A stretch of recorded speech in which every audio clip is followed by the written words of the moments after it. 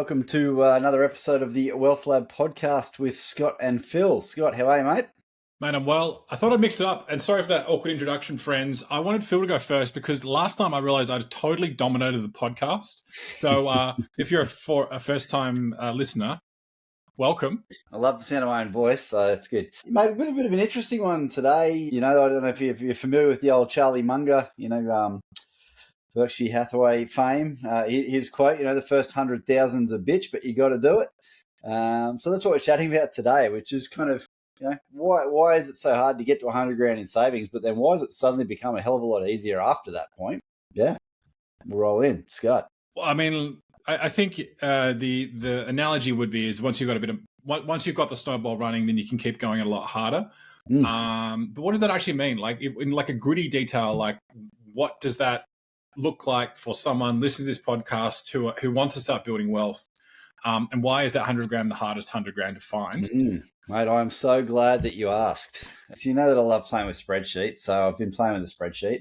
And fair warning to everyone watching, I'm a financial planner. I'm not a marketing or, advertising specialist. Aesthetics are not my forte. So it's just a quick and dirty spreadsheet. I'll show a worked example and explain probably some of the relevance around this because, there's probably quite a lot of people here sitting there going, well, I don't really care if I save 100K or not. Why does this matter to me? Well, it also matters for your super and your retirement planning. So I'll get into some nitty gritty around that too. So hopefully you can see my spreadsheet there, Scott. That's a very attractive looking Excel spreadsheet. So for those people who are just listening in on the audio only, Phil has a starting balance of $0, a monthly contribution of $1,000, annual rate of return of 6%, contributions per year 12, and what's that 0.5% you got there? Don't worry about that. That's just there to make my spreadsheet work. So it's just forming part of the formula. But essentially, what we're looking at is if you were to invest $1,000 a month every month into an investment that's getting a 6% return.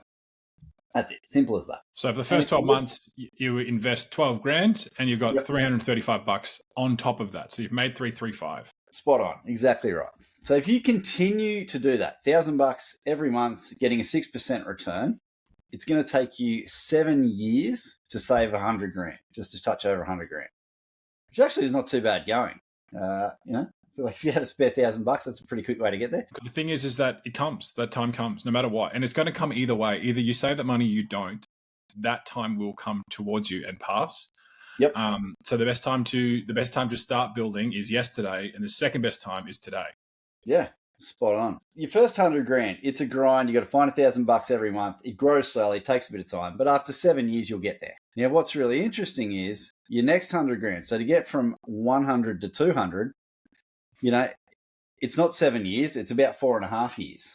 Scott, why do you think that might be? Power of compounding.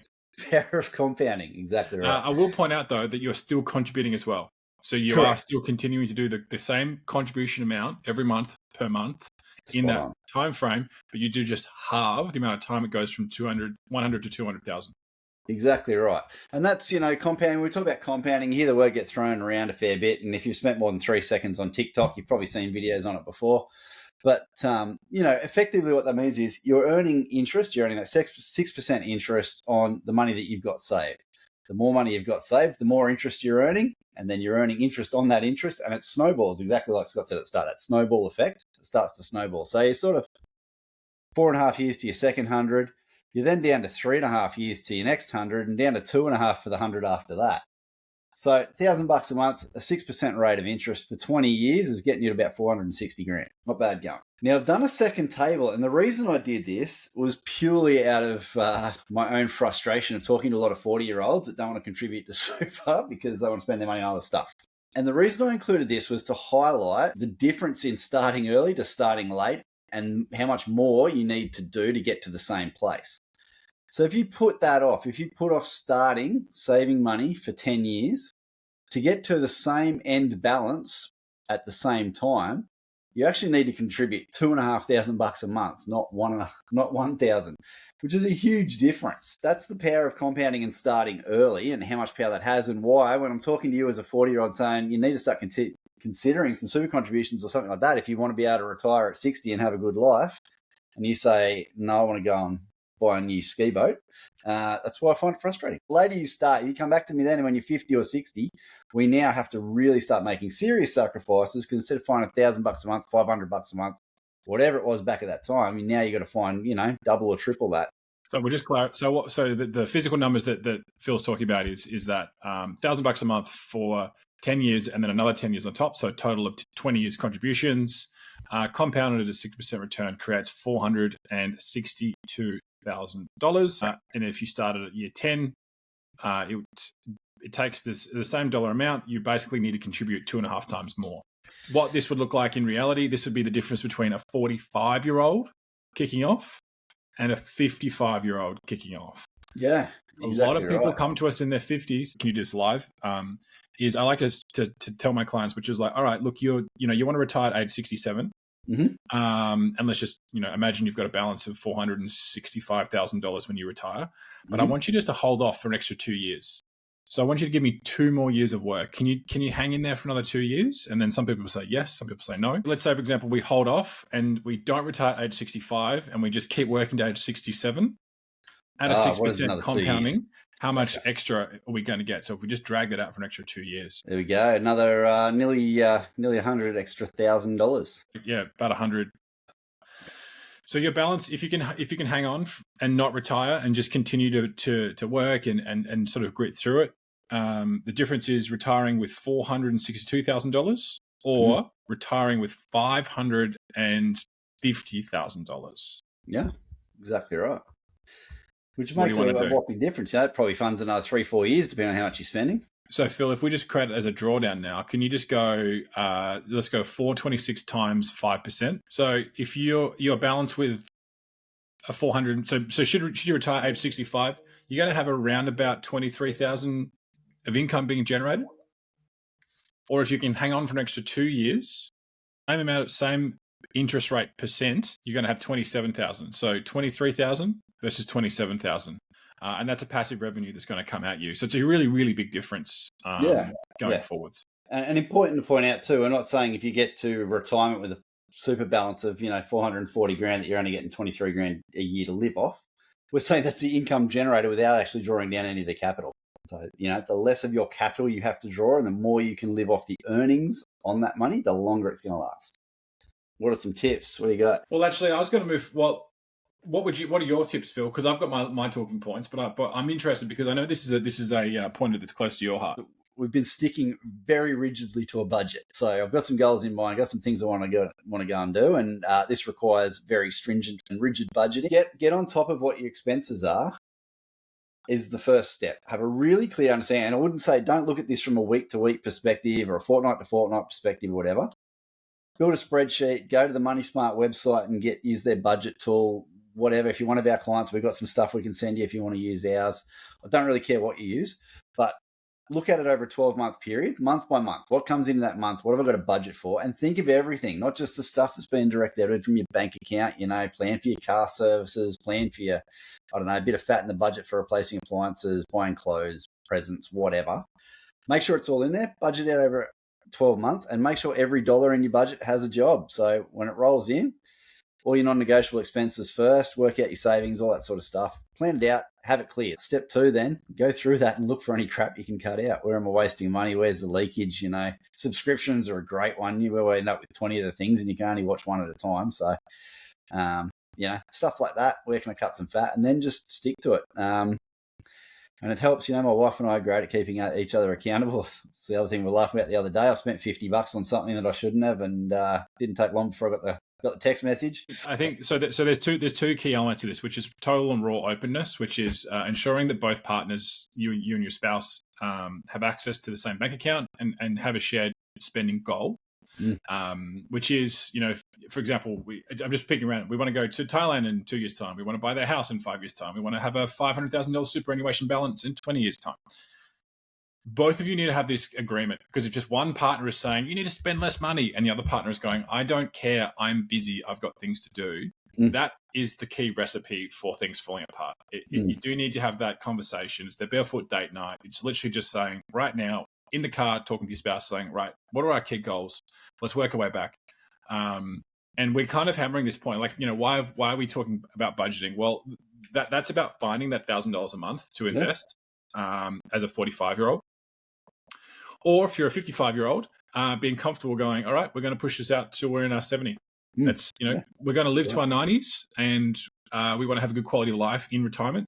And we're going to work hard to build up that wealth to maintain that. So, like I said, those 2 extra years of compounding added, $100,000 of basically they added like 20% of the net balance, something like that, or 15% of the net balance. Pretty close to it. Yeah, that's right. Just allowing that compounding to keep running. Yep. Yeah, that's exactly right. So I think this is This is going to be a 2-part episode, because we can talk about what happens once you get to 100,000. But I really just want to hammer this episode around making sure that you've got some key questions answered. So let's say, for example, you've got a home loan. I've got a super balance, and I've got maybe a little bit of credit card debt, but not very much, and not much of a surplus. Life's expensive. I might have some kids. Where am I at, Phil? What should I be doing to build to that snowball level of, say, getting extra cash inside my super fund? We've been over the budgeting. Find the extra cash. And if you're real keen, maybe you're out trying to find extra ways to bring income in as well. Find it somewhere. And the other really important thing, I think, because we're talking about 10, 20-year timeframes here, make sure that money is working for you. None of this works if it's sitting in a bank account getting 1% interest while inflation's at 3%. Because, yes, your balance won't go backwards. Yes, you'll get a little bit of growth, but your cost of living is going up faster than what you're saving your money and growing your money. So that's the key things, I think. Find the money, make sure it's invested well, and be consistent. Just stick to it and be consistent. Automate whatever you can automate so you don't have to think about it. When you get paid, whatever's, everything goes out to where it should. What's left is yours, I think that's the 3 keys. Do you find, Phil, this is what I say to my clients, I find in every relationship, there's like the person who pays the bills is usually the one that sort of controls most of the finances. So there'll be one person who goes, I don't really know, the partner deals with it. I just put money in the account and they deal with it. Do you find that tends to happen with the people that you're speaking to? Yeah, I'd say it's super common. I'd say almost every household's like that. There's usually one that's super engaged and all over it, and the other one that's just doing their thing. Yeah. And actually, that did just remind me of what I was going to say earlier, and I'll apologise in advance to anyone whose spouse hears this and it ruins their life, because I know it certainly upset me the day that my wife found out you could set notifications on the bank account for when money gets spent. So it's a really good way. As a couple, if you are holding each other accountable for a budget, have the notifications set up on your app. So it's a super quick way then, because now if I go rogue, I'll get a text message. Hey, Phil, what was that for? Was it in the budget? Yeah, I guess it depends on depends whether you're on the same page from the outset. Money mindsets. I think the money mindset's a little bit different. And like, look, from a financial planning perspective, I have a habit of going into this with my clients around what your money mindset looks like, and it links back to how your parents reacted around money. If money was really scarce when you were a kid, it often really affects how you look at money. Conversely, if money was really abundant, also sort of how you think about money does also change. Yep. And then how you think about your little ones and how they're being trained as well, which is kind of the language you're talking about. So we have that conversation in a financial planning world. Yeah. The way that I like to sort of just, from a personal perspective, is that I like to automate things as much as possible. And I'm not creating like spreadsheets. I just basically know like, all right, I've got a pretty good idea of like what the monthly bills are. So I'll just carve out passively, and let's just have a bank transfer, which is like, so me and Phil, we pay each other on the same day, and then the pay just goes in the account, and then the same day I just have and it just goes to my bills account, and then I know that I've got basically a fixed amount of money as like my splurge bucket per month, and I don't even look at it. I just, whatever the splurge bucket is, it is what it is, and I can usually get by a month. When we operate around money, it's got to be simple. It's got to be clear. The thing to not do is just to ignore it and not be cognizant. The number of times we have people coming to us with credit card debt, and if you're listening to this, trying to get to the snowball level of 100 grand with credit card debt, it's not going to work. No, that's right. And nor should it be your priority at that point. Like, get rid of anything. If you're paying 30% interest on something, get rid of it as quickly as possible. Don't worry about 100 grand at that stage. But the other thing is, look, too, have a really clear goal. Understand what the purpose for this is. It's way easier to control your budget, control your spending when you've got a clear vision in mind for what you're trying to achieve. Nice. Because you can bring it back all the time. Geez, I really want to go and buy this X, Y, Z, but actually, I actually really want to do this other thing, and I'm going to stick to my plan, and away I go. So to summarize, if you save $1,000 a month at 6% interest, it's going to take you 10 years. 7. Continuing that, it's going to take you 4 years on the same level of saving, and then 3.5. 3.5 2.5 years from there. Yeah. Really, power of compounding keeps your money moving. And then from a superannuation perspective, leave it as long as possible. These are the dollar differences. If you want to guarantee that you run out of money when you're in your 70s, you'll pull all your money out when you're in 61 and a half. Yeah. But just don't come to us going, what should I do? Yeah. Look, the eggs being scrambled at that point. The thing with that is, especially when we're talking superannuation, really small, tiny, almost insignificant changes will make a massive difference over a 20 to 30 year period. You wait 20 years to start, you're needing to make massive changes to get where you are. That's the simplest way to put it. All right, guys. Next episode is going to be doing what happens once you've got 100 grand. What do we do next? How do we build wealth from there? We've given you sort of a high level touch point, but that will be the coming episode. Phil, any final thoughts? No, I think that's it. Get clear on your goals, be accountable to someone, and stick to the plan, stay the course. That's it. Thanks, guys. See you next time. Cheers. Thanks, guys.